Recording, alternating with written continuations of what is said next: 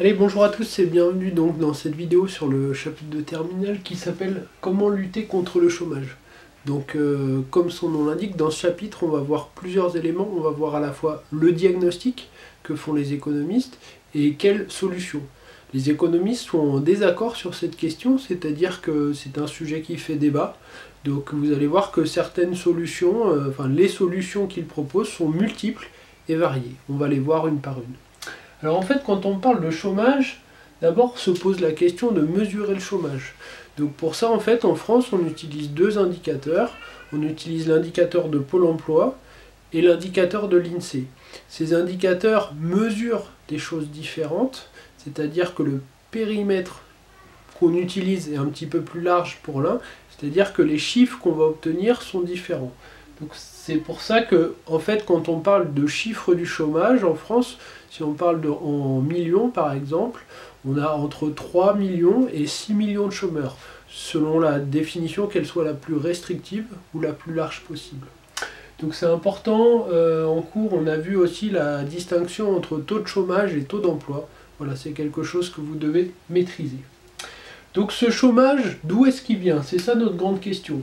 En fait, il y a, on va dire, 5 grandes causes du chômage qui chacune appellent une solution en particulier. Première cause du chômage, on va dire les 4 premières, c'est ce qu'on appelle les explications dites du chômage structurel. Et la dernière, c'est l'explication du chômage dit conjoncturel. Donc qu'est-ce que ça veut dire? Structurel, ça veut dire que pour ces économistes, il faut agir sur les structures du marché de l'emploi. Donc c'est des réformes, on va dire, à long terme, dont on perçoit les effets au bout de seulement de quelques années. Conjoncturel, ça veut dire agir à court terme sur l'économie. Alors c'est parti. Première cause du chômage pour certains économistes, qu'on appelle les néoclassiques. Cette cause, c'est le salaire minimum. Le salaire minimum est un problème puisqu'il empêche l'ajustement libre de l'offre et de la demande de travail sur le marché du travail. Pour ces économistes, le marché du travail est un marché comme un autre. Il ne faut pas que l'État intervienne, puisque si l'État intervient, ça va gêner la libre rencontre de l'offre et de la demande de travail. Je vous rappelle bien qu'on est sur un marché du travail, l'offre de travail désigne les travailleurs, la demande de travail désigne les employeurs au sens économique. Donc qu'est-ce que préconisent ces économistes? Ces économistes, ils préconisent une solution simple. Ils préconisent de supprimer ou de diminuer le salaire minimum. Ainsi, comme ça, l'offre et la demande pourront se fixer librement et donc il n'y aura pas d'entrave. Et donc il n'y aura de chômeurs, comme ils disent, que de chômeurs volontaires. Une autre manière, selon eux, puisque selon eux il ne faut pas que l'État intervienne, ça peut être aussi de diminuer ou de supprimer les cotisations sociales sur le marché du travail. Ces cotisations sociales étant un problème, donc c'est-à-dire moins il y en aura et mieux ce sera entre guillemets. Deuxième diagnostic, deuxième solution. Pour certains économistes, il existe une multitude de règles sur le marché du travail, et donc c'est ce qu'on appelle les règles de protection de l'emploi. Donc c'est le fait, par exemple, en France, si vous embauchez quelqu'un, la durée du temps de travail est de 35 heures, il faudra lui accorder 5 semaines de congés payés par an. Si vous souhaitez le licencier, il faut que ça rentre dans une certaine procédure, etc. Donc c'est-à-dire qu'on ne fait pas n'importe quoi avec l'emploi. Et donc ces règles sont perçues par les économistes, certains économistes, comme étant un problème. C'est-à-dire elles freinent et elles découragent les employeurs à embaucher. Dès lors, la solution serait de réduire ou de supprimer les règles. J'ai mis un petit panneau attention puisque donc pour ces économistes, la solution c'est de réduire ou supprimer les règles. Il ne faut pas non plus oublier que ces règles, elles ont une utilité, et tout comme le salaire minimum. Et donc ces règles, par exemple, elles sont une protection pour les travailleurs, elles sont une protection contre la précarité. Ça leur permet d'être mieux protégé. Par exemple, avoir un contrat de travail stable est un moyen de pouvoir se projeter, de pouvoir faire un prêt à la banque, de pouvoir avoir une visibilité sur les mois et les années à venir. Troisième problème listé par les économistes, les problèmes d'appariement, c'est-à-dire que l'offre et la demande de travail ont du mal à se rencontrer.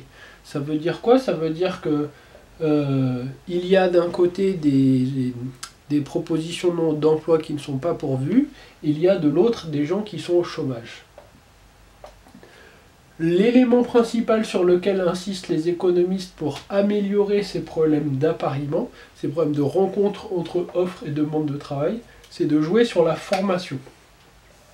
La formation, elle est de deux types, formation initiale, la formation à l'école, et la formation continue, c'est-à-dire les individus qui sont déjà rentrés sur le marché du travail et qui repartent en formation. Donc un des problèmes parmi d'autres, c'est le fait que, par exemple, en France, les individus qui bénéficient le plus de la formation continue sont ceux qui en ont le moins besoin. C'est souvent les cadres et les diplômés du supérieur long. Voilà, quelques solutions. Quatrième problème listé par les économistes, les problèmes d'asymétrie d'information, c'est-à-dire que le marché du travail est un marché avec de multiples asymétries d'information, c'est-à-dire des situations où l'offreur de travail ou le demandeur de travail, ou les deux en même temps, possède plus d'informations sur la situation que l'autre partie. Donc ça, c'est une situation. Donc dans ce cas-là, en fait, les économistes ont observé que cela pousse les demandeurs de travail à rémunérer les individus plus que le salaire d'équilibre. C'est ce qu'ils appellent le salaire d'efficience. Donc c'est-à-dire que ici, les employeurs, les demandeurs de travail, créent eux-mêmes une rigidité sur le marché du travail en payant mieux les salariés. Pourquoi? Pour attirer les salariés les plus productifs. Et deuxième élément, pour garder avec eux les meilleurs éléments. Donc ça, c'est une source de chômage, puisque les employeurs créent ici leur rigidité. Cinquième élément, on change complètement de perspective. Donc, vision de chômage conjoncturel, c'est notamment la vision de l'économiste Keynes. Donc pour lui, s'il y a du chômage, c'est parce qu'il n'y a pas assez d'activité économique. Donc il faut relancer l'activité économique en dynamisant non pas le marché du travail, mais en dynamisant le marché des biens et des services. Pour lui, un élément qui est clé, c'est ce qu'il appelle la demande anticipée, c'est-à-dire comment les employeurs voient l'avenir. Est-ce qu'ils voient l'avenir de façon optimiste? Donc dans ce cas-là, il parle d'anticipation optimiste. Ces anticipations optimistes vont faire que les employeurs vont augmenter leur production et donc embaucher. Ou est-ce que les employeurs voient l'avenir de façon pessimiste? Dans ce cas-là, ils vont diminuer leur production et donc ils vont licencier. Donc pour ces économistes, ce qu'il faut faire, c'est agir sur l'activité économique de deux façons. Agir avec le budget de l'État, ce qu'il appelle une politique budgétaire expansive, c'est-à-dire qu'on va utiliser l'argent de l'État pour dynamiser la consommation des ménages et inciter et faire que les employeurs ils aient des anticipations optimistes. L'autre moyen d'agir, c'est jouer avec la politique monétaire, donc c'est diminuer les taux d'intérêt directeurs de la Banque centrale pour que les banques, par impact, diminuent leur taux d'intérêt, donc les ménages et les entreprises vont emprunter davantage, et donc cela va créer des anticipations optimistes. Donc tous ces éléments sont des manières pour les économistes, sont autant de solutions pour lutter contre le chômage. Donc je vous rappelle bien ce qui est important de comprendre, ces solutions ne sont pas contradictoires entre elles, elles présentent un débat qui existe chez les économistes qui montre qu'il y a une multitude de solutions pour lutter contre le chômage.